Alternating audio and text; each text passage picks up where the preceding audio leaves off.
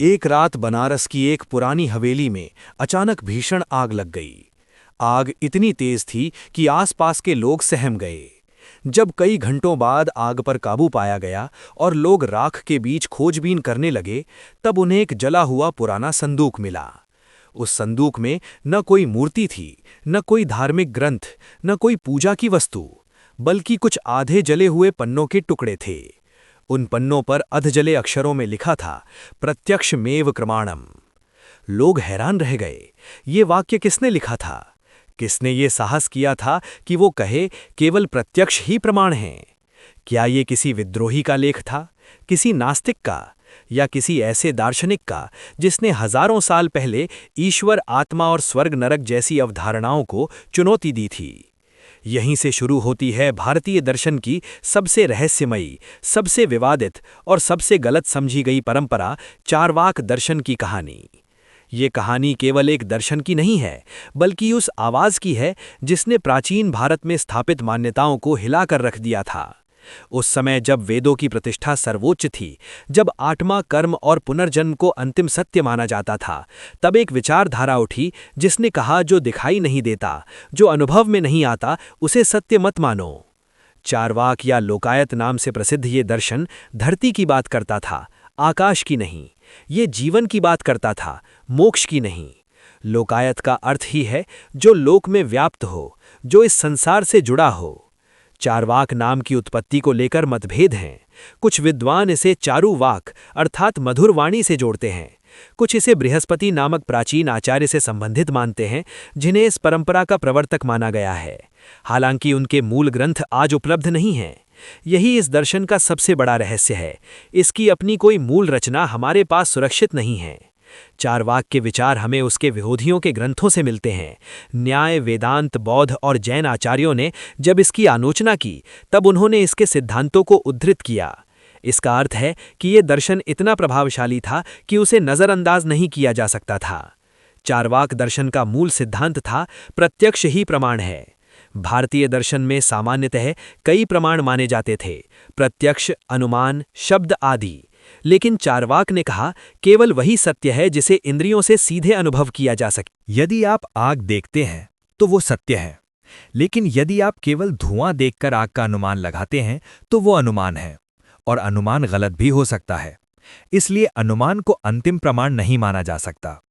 इस सिद्धांत के कारण चारवाक ने आत्मा, पुनर्जन्म और स्वर्ग नरक जैसी अवधारणाओं पर प्रश्न उठाए। आत्मा दिखाई नहीं देती, पुनर्जन्म दिखाई नहीं देता, स्वर्ग और नरक का प्रत्यक्ष अनुभव किसी को नहीं हुआ, तो फिर इन्हें सत्य क्यों माना जाए? चारवाक के अनुसार मनुष्य केवल शरीर है। शरीर 4 तत्वों पृथ्वी, जल, अग्नि और वायु से बना है। चेतना इन्हीं तत्वों के विशेष संयोजन का परिणाम है।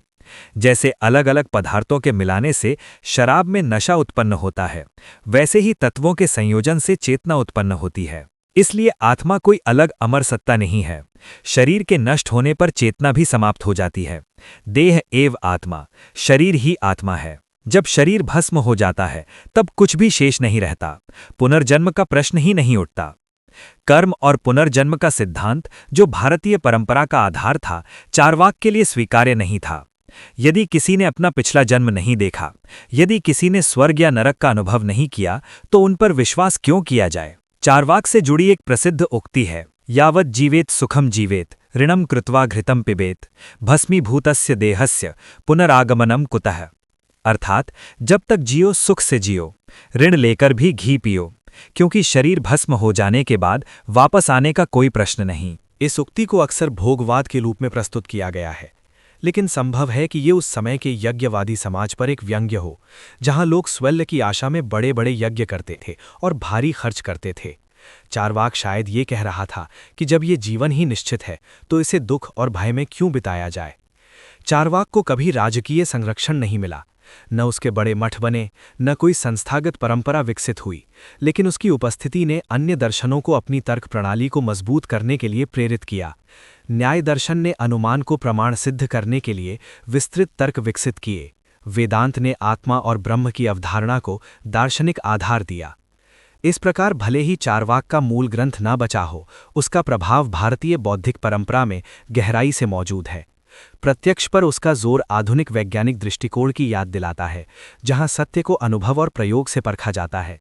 हालांकि चारवाक और आधुनिक विज्ञान पूरी तरह समान नहीं है, फिर भी तर्क और अनुभव पर बल देने की प्रवृत्ति एक महत्वपूर्ण समानता है।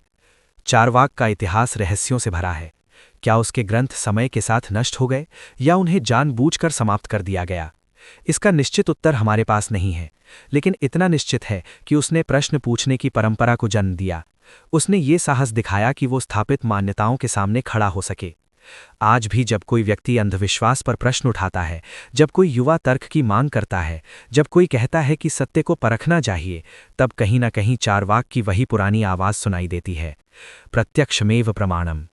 और शायद उसी जली हुई हवेली की राख में छिपे उन पन्नों की तरह चारवाक की सोच भी समय समय पर सामने आती रहती है, हमें याद दिलाने के लिए कि सत्य की खोज में प्रश्न करना सबसे पहला कदम है।